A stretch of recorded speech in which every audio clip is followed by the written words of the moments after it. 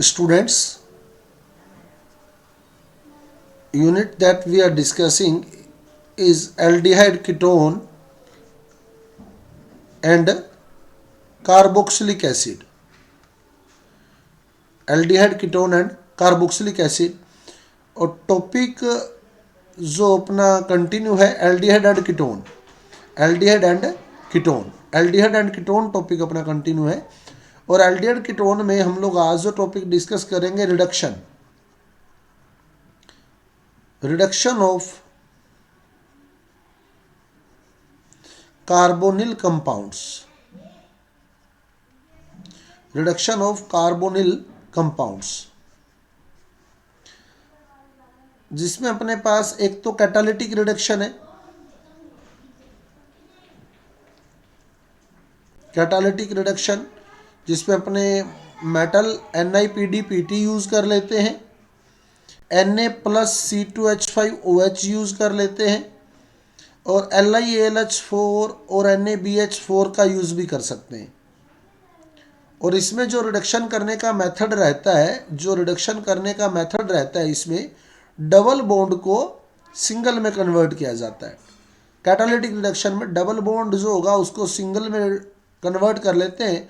जितने भी bond free होते हैं उनमें हम लोग हाइड्रोजन ऐड करके रिडक्शन कर देते हैं। सेकंड आता है क्लीमेंसन रिडक्शन।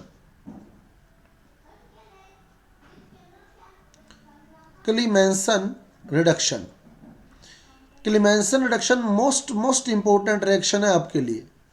क्लीमेंसन रिडक्शन आप मान के चलें एग्जाम में 90% प्रोबेबिलिटी इसी की होती है। अगर रिडक्शन से क्वेश्चन आता है तो 90% प्रोबेबिलिटी इसी क्लीमेंसन रिडक्शन की होती है। क्लीमेंसन रिडक्शन में जो हम कैटालिस्ट लेते हैं ZnHg plus concentrated HCl। ZnHg plus concentrated HCl जो है वो यहाँ लिया जाता है कैटलिस्ट की फॉर्म में। अब आप देखिए जो जिंक लिया है, जिंक जो होता है ये ऑक्सीजन से बहुत जल्दी रिएक्ट करता है। जिंक बहुत ज़्यादा रिएक्टिव एलिमेंट है। हमने एक इलेक्ट्रोकेमिस्ट्री के अंदर इलेक्ट्रोकेमिकल सीरीज पढ़ी थी। हालांकि आपके 2022 जो है अभी 2022 का जो एग्ज़ाम है उसमें इलेक्ट्रोकेमिस्ट्री नहीं है, लेकिन फिर भी हम लोग इसको पढ़ चुके हैं। और फिर हमने ओजोनोलाइसिस में भी यूज़ किया था इसको, Zn को किया था ना, Zn को ओजोनोलाइसिस में भी यूज़ किया था। और मैंने वहाँ भी आपको बताया था कि जिंक जो है वो ऑक्सीजन से बहुत फास्ट रिएक्ट करता है। अब आप बताओ कार्बोनिल कंपाउंड में ऑक्सीजन है या नहीं है? Yes sir. है ना, कार्बोनिल कंपाउंड में ऑक्सीजन।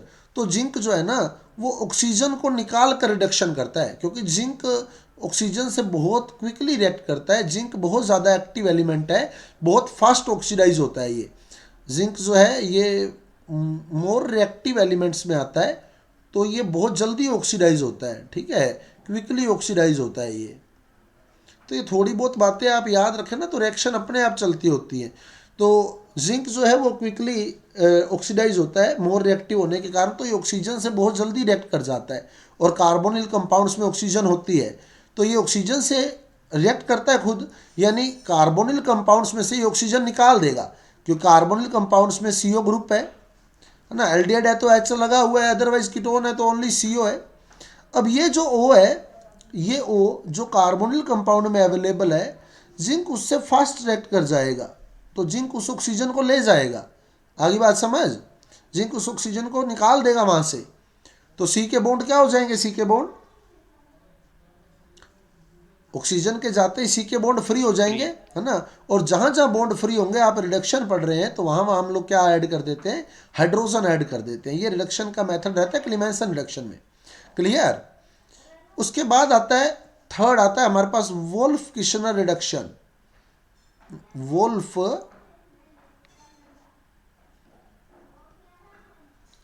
किशनर रिडक्शन।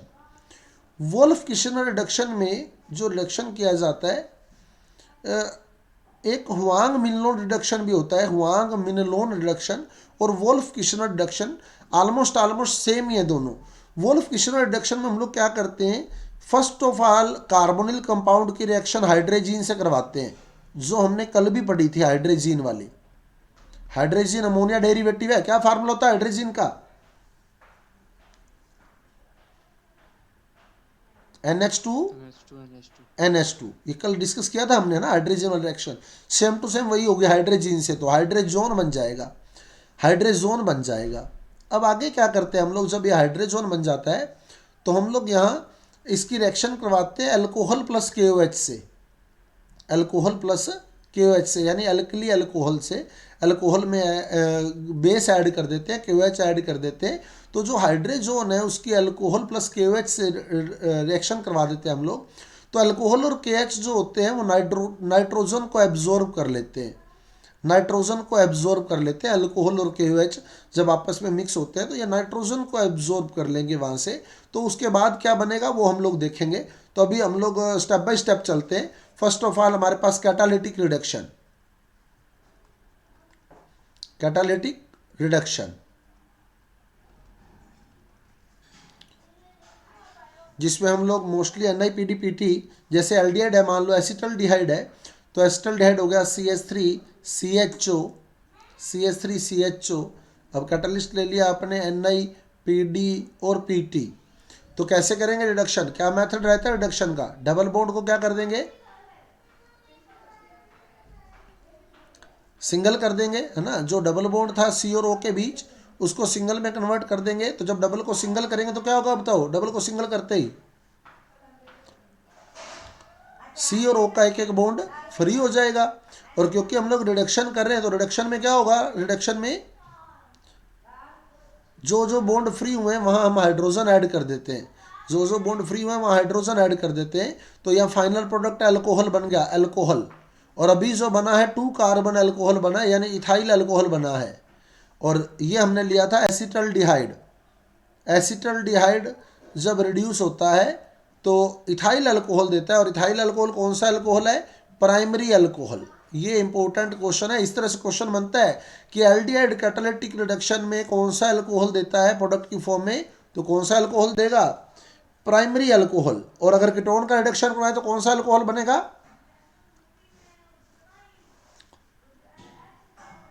कीटोन का अगर रिडक्शन करवाते सेकेंडरी। हैं सेकेंडरी। कीटोन लाइक एसीटोन, है ना, जैसे कि मैंने एसीटोन ले लिया सपोज, एसीटोन, एसीटोन। और यहाँ आपने ले लिया NiPDPT, NiPDPT। तो हम लोग क्या करेंगे, डबल बॉन्ड को सिंगल कर लेंगे, दोनों का एक एक बॉन्ड फ्री कर लेंगे। अब एक H यहाँ ऐड हो जाएगा, एक H यहाँ ऐड हो जाएगा, यानी 2 H ऐड हो जाएंगे तो H2। और ये बन गया प्रोपेन 2 ये हमने अल्कोहल में भी पढ़ा है ना सारा, सेकेंडरी अल्कोहल बन गया, पढ़ा था ना एक अल्कोहल में, सेम टू सेम रिएक्शन पढ़ी है यही वाली, कि जो एल्डिहाइड होते हैं वो प्राइमरी अल्कोहल और जो कीटोन होते हैं वो रिडक्शन से सेकेंडरी अल्कोहल देते हैं। तो वो सेम रिएक्शन है हमारे पास। सेकंड आता है हमारे पास इसमें क्लीमेंसन रिडक्शन। कैटलिस्ट क्या है क्लीमेंसन रिडक्शन का, ZnHg प्लस कंसनट्रेटेड HCl। तो अब जैसे एल्डिहाइड ले लिया मान लो अपने, या कीटोन ले लिया, जो भी लिया,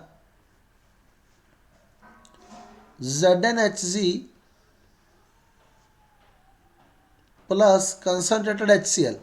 अब जिंक आते ही आपको आइडिया हो जाना चाहिए कि जिंक जो है वो बहुत जल्दी ऑक्सीडाइज होता है। ऑक्सीडाइज होता है यानी ऑक्सीजन को अपनी ओर अट्रैक्ट कर लेता है, और कार्बोनिल कंपाउंड में ऑक्सीजन अवेलेबल है। तो क्या होगा, एल्डिहाइड जब हम ले रहे हैं या जब हम लोग कीटोन ले रहे हैं तो ये वाला ऑक्सीजन कौन ले जाएगा, जिंक, जिंक ले जाएगा ये वाला ऑक्सीजन। तो क्या होगा, C के 2 बॉन्ड फ्री हो जाएंगे ना, C के 2 बॉन्ड फ्री हो जाएंगे। तो जब हम लोग रिएक्शन दिखाते हैं ना, कोई कैटलिस्ट चेंज नहीं होता, तो कैटलिस्ट क्या होगा, लास्ट में वापस मिलेगा। तो ये O के भी 2 बॉन्ड यहाँ फ्री दिखाएंगे, क्लियर, वो O के 2 बॉन्ड फ्री दिखाएंगे। जिंक ने क्या किया, सिर्फ इससे ऑक्सीजन निकाल दिया। आगे बात समझ, जिंक ने इससे ऑक्सीजन निकाल दिया। जिंक जहाँ भी आएगा वहाँ ऑक्सीजन ही रिलीज होता है। तो अब क्या हुआ बताओ, C के कितने बॉन्ड फ्री हो गए O के जाते ही, 2। 2। और O के भी कितने फ्री हो गए,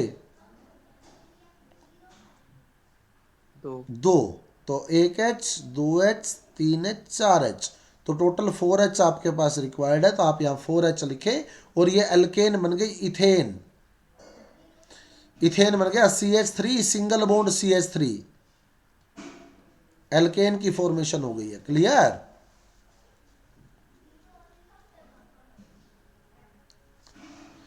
समझ आ गई रिएक्शन?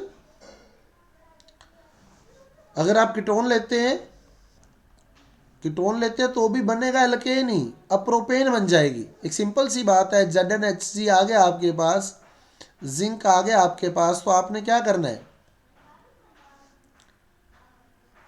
ये वाला O निकाल देना है यहां से बस। C के कितने बॉन्ड फ्री हुए? 2, तो यहां 2H ऐड कर दे आप, प्लस H2O, तो टोटल 4H ऐड हो गए, ये प्रोपेन बन गया। क्लियर है रिएक्शन? Yes sir. अब नेक्स्ट चले वोल्फ किशनर पर। थर्ड आता है इसमें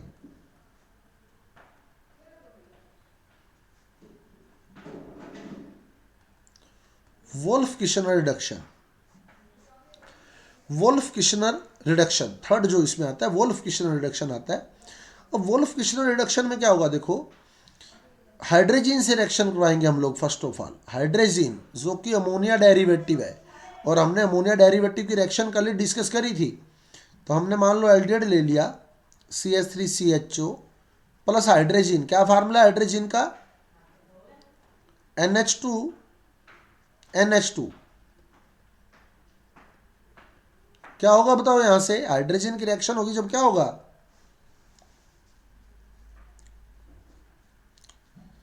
कैसे करवाई थी रिएक्शन अमोनिया डेरिवेटिव की? वाटर निकाला था यहां से, है ना, ओवरऑल में वाटर निकाला था। जब वाटर निकल जाएगा तो हाइड्रोजन बन जाएगा। हाइड्रोजन क्या है? CH3CH डबल बॉन्ड NNH2, ये बन गया हाइड्रोजन। हाइड्रोजन अब क्या करेंगे, alcohol plus KOH, alcohol plus KOH लेंगे जो नाइट्रोजन को एब्जॉर्ब कर लेगा, नाइट्रोजन को एब्जॉर्ब कर लेगा। अब आप देखो नाइट्रोजन है क्या उसमें, वोल्फ किशनर में, इसमें हाइड्रोजन में, सॉरी हाइड्रोजन नाइट्रोजन दिख रही है, N2 दिख रहा है, यस सर। तो N2 को ये एब्जॉर्ब कर लेगा। N2 निकाल दो यहां से बस, ये N2 निकाल दिया आपने, तो C के जो 2 बॉन्ड फ्री हुए ये वाले दोनों H यहाँ ऐड हो जाएंगे, एल्केन बन जाएगी। यहां भी देखो आप, क्लियर? बिल्कुल सिंपल रिएक्शन है। देखो आप, हाइड्रोजन वाली हमने कल पढ़ी, हाइड्रोजन बनाया, अब अल्कोहल और KOH लो, नाइट्रोजन को एब्जॉर्ब कर जाएगा, N2 यहां से बाहर निकालो, जो 2 बॉन्ड C के फ्री होंगे यहाँ पर, और 2 H आपके पास हैं, दोनों H यहाँ ऐड हो जाएंगे। क्लियर? एल्केन बन जाएगी, एल्केन की फॉर्मेशन होती है, यहां भी इथेन बनी है। आगे समझ reaction?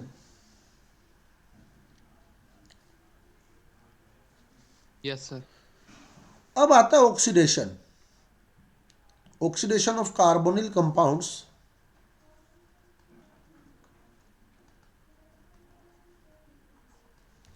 Oxidation of carbonyl compounds, तो ऑक्सीडेशन में हम लोग क्या करेंगे, जब इसका ऑक्सीडेशन करेंगे, जिसमें एक तो KMnO4 या K2Cr2 7 वाला आएगा, CrO3 वाला भी हम लोग ले सकते हैं इसमें, और फिलिंग सॉल्यूशन से ऑक्सीडेशन आता है, टोलेंस रीजेंट से ऑक्सीडेशन आता है, और एक जो सबसे इंपॉर्टेंट आता है हेलोफोरम रिडक्शन,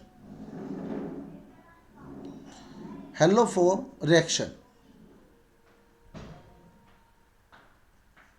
हेलोफोम रिएक्शन सबसे इंपॉर्टेंट है। हेलोफोम, हेलोफोम इसमें होता क्या है, फाइनल प्रोडक्ट जो बनता है क्लोरोफोम, आयोडोफोम, ये बनते हैं, क्लोरोफोम, आयोडोफोम, ये बनते होते हैं। क्लोरोफोम का फार्मूला क्या है बताओ, क्या फार्मूला होता है क्लोरोफोम का? CHCl3। CHCl3, ये क्लोरोफॉर्म का फार्मूला है, ठीक है। और अगर आयोडोफार्म बना रहे हैं तो CHI3, CHI3।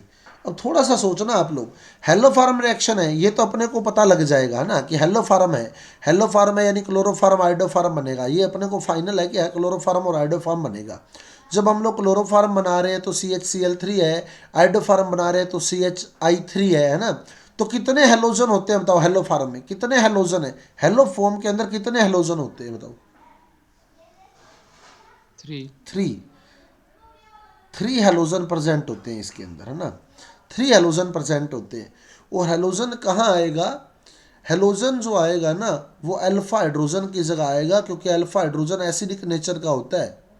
अल्फा हाइड्रोजन की नेचर क्या होती है? एसिडिक, एसिडिक नेचर होती है। अब अल्फा हाइड्रोजन क्या होता है ये बताओ, अल्फा हाइड्रोजन क्या होता है? अल्फा हाइड्रोजन कौन सा हाइड्रोजन अल्फा हाइड्रोजन होता है बताओ? जो अल्फा कार्बन से अटैच हो. जो अल्फा कार्बन से अटैच हो, है ना, जो अल्फा कार्बन के साथ अटैच है ना वो अल्फा हाइड्रोजन है ना। और अल्फा कार्बन कौन सा होता है बताओ? अल्फा फंक्शन कार्बन ग्रुप के साथ पहला जो कार्बन. फंक्शनल ग्रुप के साथ होता है ना, जो फंक्शनल ग्रुप के साथ होता है, फंक्शनल ग्रुप के साथ जो अटैच होता है ना, फंक्शनल ग्रुप के साथ जो कार्बन अटैच होता है वो कार्बन अल्फा कार्बन होता है। फंक्शनल ग्रुप के साथ जो कार्बन अटैच है वो कार्बन अल्फा कार्बन है, अल्फा कार्बन है। और अल्फा कार्बन पर जो हाइड्रोजन अटैच है वो हाइड्रोजन अल्फा हाइड्रोजन है। और कार्बोनिल कंपाउंड्स में जो अल्फा हाइड्रोजन होते हैं वो एसिडिक नेचर के होते हैं, एसिडिक नेचर के होते हैं, यानी वो H प्लस की फॉर्म में निकल सकते हैं, H की फॉर्म में निकल सकते हैं। जब वो H की फॉर्म में निकल सकते हैं तो उसकी जगह कोई और ग्रुप आ सकता है। और क्योंकि आपको कितने हेलोजन ऐड करने हैं अल्फा हाइड्रोजन, कितने सॉरी कितने हेलोजन ऐड करने हैं बताओ? हेलो फॉर्म में, हेलो फॉर्म बनाते टाइम आपको कितने हेलोजन ऐड करने हैं, कितने हेलोजन चाहिए आपको हेलो फॉर्म में? 3. 3। तो इसका मतलब 3 अल्फा हाइड्रोजन होने जरूरी है आपके पास, 3 अल्फा हाइड्रोजन जरूरी है, अदरवाइज हेलो फॉर्म नहीं बन सकता। अब आप लोग क्या पढ़ते हैं देखो, अब आप लोग तैयार करें काम को कि फंक्शन ग्रुप आपका क्या है? सीओ, सीओ है। सीओ के साथ वाला कार्बन कौन सा हो गया? Alpha carbon. अल्फा कार्बन पर जो हाइड्रोजन लगे होंगे वो अल्फा हाइड्रोजन होंगे। और इन्हीं अल्फा हाइड्रोजन के निकलने के बाद यहाँ हेलोजन आएगा, हेलोजन यही आएगा। तो आप लोग पढ़ते हैं कि हेलो फॉर्म रिएक्शन वो ही कार्बोनिल कंपाउंड शो करते हैं जिनमें CH3CO ग्रुप होता है, पढ़ा है ना? हेलो फॉर्म रिएक्शन कौन शो करेगा? जिन कार्बोनिल कंपाउंड में CH3CO ग्रुप होगा, CH3CO ग्रुप। लग गया पता? क्योंकि Yes sir. CH3CO है तो ये वाले तीनों H जो है अल्फा हाइड्रोजन है और ये H निकल सकते हैं और इन्हीं की जगह पर हेलोजन आना है, तभी हेलो फॉर्म बन सकता है, अदरवाइज बन ही नहीं सकता। CH3CO अगर ग्रुप नहीं है तो 3 अल्फा हाइड्रोजन ही नहीं है जब, तो फिर 3 हाइड्रोजन कहाँ पर आएंगे? आई समझ? तो 3 अल्फा हाइड्रोजन होने जरूरी है। लग गया पता?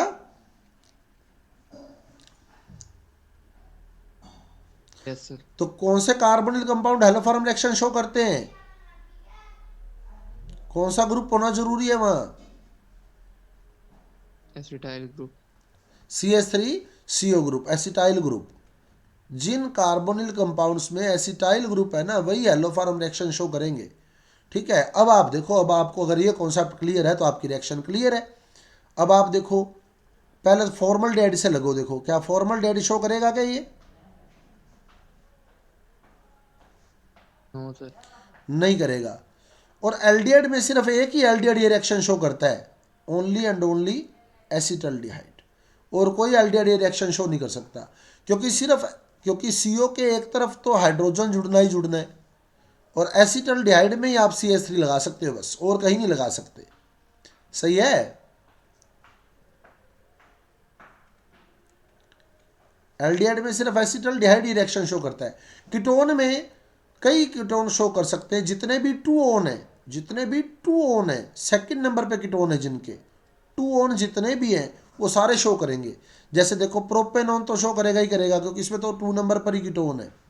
ब्यूटेनॉन भी शो करेगा क्योंकि इसमें भी 2 नंबर पर कीटोन होता है, तो CH3CO ग्रुप आ जाता है इसमें, है ना, CH3CO ग्रुप आ जाता है। अब पेंटेन 2 ओन शो करेगा, हेक्सेन 2 ओन शो करेगा, हेप्टेन 2 ओन शो करेगा। 2 ओन जितने भी आएंगे ना जिनके 2 नंबर पे कीटोन होगा वो शो करेंगे ही करेंगे, आगे जितने मर्जी कार्बन लगाओ आप भले। सही है? क्योंकि जब आप सेकंड नंबर पर कीटोन ग्रुप लगा दोगे बाकी जितने मर्जी कार्बन लगाओ दूसरी ओर, उससे कोई फर्क नहीं पड़ने वाला।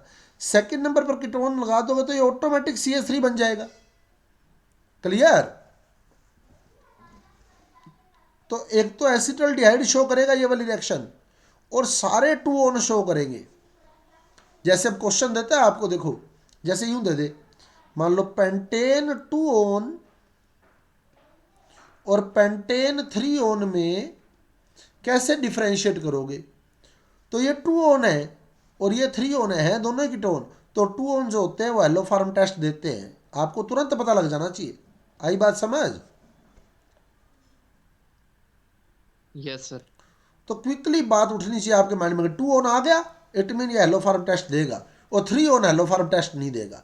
तो आयोडोफॉर्म टेस्ट लगाकर हम लोग डिफरेंशिएट कर सकते हैं, क्योंकि आयोडोफॉर्म जो होता है वो एक सॉलिड कंपाउंड है, और सॉलिड बनेगा तो कॉमन सी बात है पीपीटी बनेगा। टेस्ट ट्यूब में पीपीटी बनेगा तो अपने को पता लग जाएगा रिएक्शन हुई है। तो 2 ऑन पीपीटी बना देगा आयोडोफॉर्म टेस्ट में, 3 ऑन पीपीटी नहीं बनाएगा। क्लियर? तो एल्डिहाइड में कौन सा एल्डिहाइड हेलोफॉर्म देता है, कौन सा एल्डिहाइड हेलोफॉर्म टेस्ट देगा?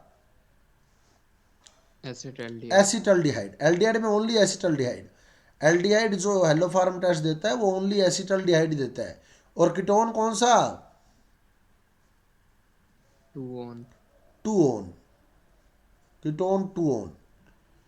और एसिटोफिनोन एरोमेटिक कीटोन में ओनली एंड ओनली एसिटोफिनोन ये टेस्ट देता है, क्योंकि एसिटोफिनोन में 2 नंबर पर कीटोन लगा है। एक तरह से देखो तो आप अगर उस साइड से देखो तो सही है, ये ग्रुप आ गया इसमें एसिटोफिनोन में। एरोमेटिक कीटोन में ओनली एंड ओनली एसिटोफिनोन ये टेस्ट देता है। अब आपसे पूछ लिया एसिटोफिनोन और बेंजोफिनोन में डिफरेंशिएशन कैसे करोगे, तो आपको तुरंत पता लग जाना चाहिए ये भी कीटोन है ये भी कीटोन है, तो इट मीन ये एसिटोफिनोन है, मतलब ये हेलोफॉर्म टेस्ट देगा। बस इतने ही कंपाउंड हेलोफॉर्म टेस्ट देते हैं कार्बोनिल कंपाउंड्स में। आगे बात समझ? तो एल्डिहाइड कौन सा, एल्डिहाइड कौन सा हेलोफॉर्म टेस्ट देगा? जो एसिटल्डिहाइड।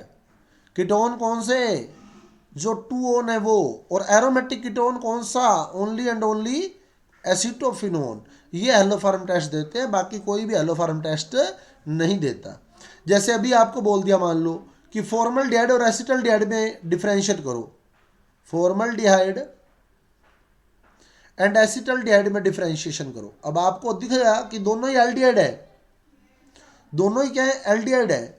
तो टोलेन रीजेंट वाला टेस्ट तो दोनों ही दे देंगे, है ना, क्योंकि एल्डिहाइड वो टेस्ट देते हैं। लेकिन एक फॉर्मल्डिहाइड है और एक एसिटल्डिहाइड है, तो एसिटल्डिहाइड जो होता है वो हेलोफॉर्म टेस्ट देता है, फॉर्मल्डिहाइड हेलोफॉर्म टेस्ट नहीं देता। क्विकली पता लग जाना चाहिए आपको। समझ आ गया? करवाऊं रिएक्शन? Yes sir. अब रिएक्शन देखो, अब रिएक्शन भी आपको आती है, कुछ भी नहीं है। तो जिन कार्बोनिल कंपाउंड्स में कौन सा ग्रुप है? CH3CO। CH3CO। वो हेलोजन यानी X2 प्लस बेस के साथ रिएक्ट करके हेलोफॉर्म की फॉर्मेशन करते हैं। इसी रिएक्शन को हम लोग हेलोफॉर्म रिएक्शन के नाम से जानते हैं। जिन कार्बोनिल कंपाउंड्स में CH3CO ग्रुप होता है वो जब हेलोजन प्लस NaOH से रिएक्ट करते हैं तो हेलोफॉर्म की फॉर्मेशन करते हैं, लाइक CH3CHO। अब आप क्विकली देखें यहाँ कितने अल्फा हाइड्रोजन है, बताओ कितने अल्फा हाइड्रोजन है? 3। 3। तो आप 3Cl2 ले लें, Cl2 Cl2 Cl2। तो 3 तो HCl बन जाएंगे, क्योंकि अल्फा हाइड्रोजन H की फॉर्म में निकलेगा। 3H और 3Cl, 3 HCl बन गए, 3HCl प्लस क्या बना? CHO, C और C के 3 बॉन्ड फ्री हो गए। क्या जुड़ जाएगा यहाँ 3 बॉन्ड पे? Cl Cl Cl।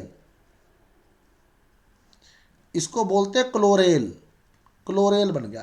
Clear? Acetaldehyde जब हेलोजन से रिएक्ट करता है तो क्लोरेल प्लस HCl की फॉर्मेशन करता है। अब क्लोरेल जो है ना ये बेस से रिएक्ट करता है, क्लोरेल बेस से रिएक्ट करता है। एक्चुअल में क्या होता है, क्लोरेल का हाइड्रोलाइसिस होता है और बेस की प्रेजेंस में होता है। बेस की प्रेजेंस में हाइड्रोलाइसिस होता है इसका। तो जब ये बेस की प्रेजेंस में हाइड्रोलाइज होगा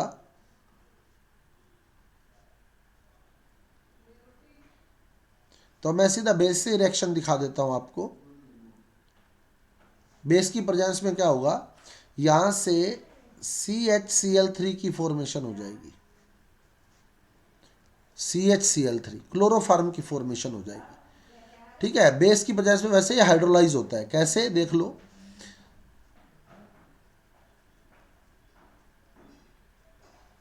ये CCl3CHO, और जब इसको हाइड्रोलाइज आप करवाएंगे होगा बेस की प्रेजेंस में ही। अदरवाइज क्लोरेल जो है ना वो वाटर से रिएक्ट करके क्लोरेल हाइड्रेट बना देता है जो कि स्टेबल होता है। बेस की प्रेजेंस लेनी जरूरी है यहाँ। ठीक है, तो बेस की प्रेजेंस में हाइड्रोलाइज होता है। जब हाइड्रोलाइज होगा तो यहाँ से CHCl3 प्लस क्या रिमेनिंग रहा, HCOOH यानी formic acid, HCOOH formic acid. और एसिड और बेस रिएक्ट करके क्या बना देंगे बताओ, एसिड और बेस रिएक्ट करके, एसिड और बेस जब रिएक्ट करते हैं तो क्या बनता सॉल्ट। है, सोल्ट एंड वाटर, है ना। और मैंने कल भी आपको क्लियर किया था, ये Na आ गया और ये एसिडिक वाला H आ गया, तो जब H और Na आ गए तो क्या होगा बताओ, क्या करेंगे हम लोग, H को Na की रिप्लेस। जगह और Na को H की जगह रिप्लेस कर देंगे दोनों को। तो जब आप रिप्लेस करोगे तो आप खुद देखो, यहाँ तो Na आ जाएगा, है ना, और जब यहाँ H जाएगा तो वाटर बन जाएगा ना वाटर, HOH। सही है। नहीं तो सीधा सोच लो कि फॉर्मिक एसिड था, जब बेस से रिएक्ट किया तो सोल्ट एंड वाटर बन गया सोल्ट एंड वाटर।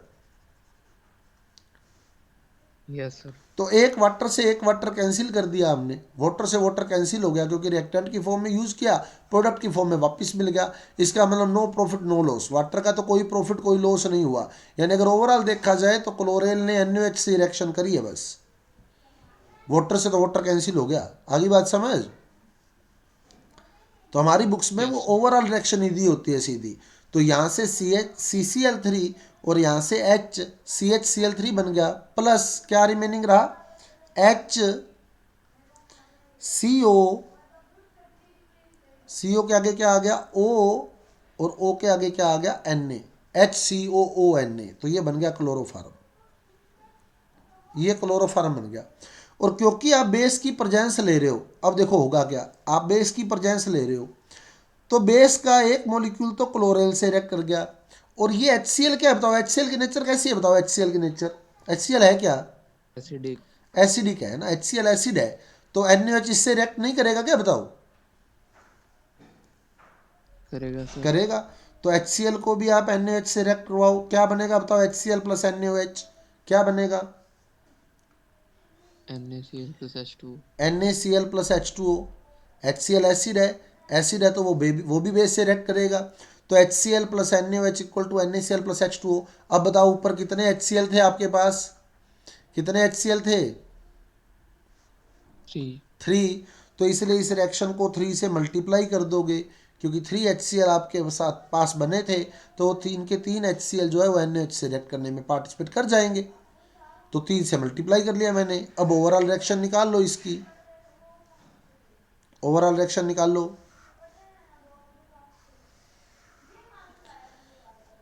क्लोरेल से क्लोरेल कट जाएगा, 3 HCl से 3 HCl कट जाएंगे। अब बाकी देखो क्या बचा, acetaldehyde plus 3Cl2 plus 3NaOH और 1NaOH, कितने NaOH हो गए, 4NaOH 4। Equal to CHCl3 plus HCOONA plus 3NaCl plus 3 water molecule. ये लो, ये रिएक्शन होगी। क्लियर। Yes sir. और अगर आप यहाँ आयोडीन ले लेते, I2 ले लेते, तो यहाँ आयोडोफार्म मिल जाता, जो कि एक येलो कलर का सॉलिड है। फिर आयोडोफार्म बन जाता है, यहाँ CHI3 बन जाता है। अगर आप आयोडीन लेते तो रिएक्शन यही रहती, बस वहाँ आयोडीन आ जाती। क्लियर। और अगर आप मान लो एल्डिहाइड की जगह कीटोन ले लेते, अब आप मान लो यहाँ H की जगह रिंग लेते हो, H की जगह रिंग लेते हो तो इस H की जगह भी रिंग आ जाएगी और इस H की जगह भी रिंग आ जाएगी। बस इससे क्या फर्क पड़ता है, क्योंकि हेलो फॉर्म तो इधर से बनना है ना। समझ आई बात? हेलो फॉर्म तो इस पार्ट से बनना है, यस सर। इधर वाला पार्ट अपने आप जो है वैसा आ जाएगा आगे। एच लिया तो एच आ जाएगा, रिंग लेंगे तो यहाँ रिंग आ जाएगी। और कीटोन लेते मान लो, यहाँ रिंग ली है तो रिंग आ गई, इस जगह पर रिंग आ जाएगी। अगर यहाँ एसीटोन लेते, सपोज एसीटोन लेते तो यहाँ CH3 होता, CH3 होता तो यहाँ भी CH3 होता, तो यहाँ भी CH3 आ जाता इस पोजीशन पर भी। उससे क्या फर्क पड़ता है, क्योंकि रिएक्शन तो इधर चल रही है। देखो ये था हमारे पास CH3CO ग्रुप होना चाहिए, CH3CO। इधर तो आप जैसा ग्रुप लोगे ना वो वैसा के वैसा आ जाएगा। आगे बात समझ? हेलो फॉर्म तो इस पार्ट से बनने, 3 हाइड्रोजन है वहां 3 हेलोजन आने हैं। अब यहाँ 3 हेलोजन आते, Cl Cl Cl। अब यहाँ हाइड्रोजन अटैच होके यहाँ से हेलो फॉर्म बन जाता और NaOH का बाकी का पार्ट इस साइड आ जाता। NaOH से रिएक्शन हुई जब हेलो फॉर्म बना तो H तो इधर ऐड हो जाएगा, उसका हेलो फॉर्म बन जाएगा और बाकी जो जैसा है वो वैसा के वैसा आ जाएगा, ZCOONA। अब Z की जगह आप H लोगे तो H आ जाएगा, CH3 लोगे तो CH3 आ जाएगा, रिंग लोगे तो रिंग आ जाएगी। आगे बात समझ? Yes sir. तो ये आपकी रिएक्शन हो जाएगी। आयोडोफार्म जो है वो आइडेंटिफिकेशन में यूज होता है क्योंकि येलो कलर का सॉलिड होता है, ये येलो सॉलिड होता है। तो अब आपसे पूछा कि फॉर्मल्डिहाइड और एसिटल्डिहाइड में डिफरेंशिएशन कैसे करोगे, तो आपको क्विकली पता लग जाना चाहिए कि दोनों एल्डिहाइड हैं, इट मीन फेलिंग और टोलन यूज नहीं हो सकते। एल्डिहाइड एंड कीटोन होगा तो फेलिंग एंड टोलन यूज हो जाएंगे, लेकिन दोनों एल्डिहाइड है तो फेलिंग एंड टोलन यूज नहीं हो सकते। तो उस केस में हमें देखना है कि कौन सा। एसिटल्डिहाइड क्विकली सोच लो, it gives iodoform test, but formaldehyde does not give iodoform test. Formaldehyde iodoform test नहीं देगा, एसिटल्डिहाइड देगा। डिफरेंशिएशन हम लोग आयोडोफार्म टेस्ट से कर लेंगे क्योंकि आयोडोफार्म एक येलो कलर का सॉलिड है। फिर रिएक्शन दिखा दो इसकी, हो जाएगा। Yes sir. ओके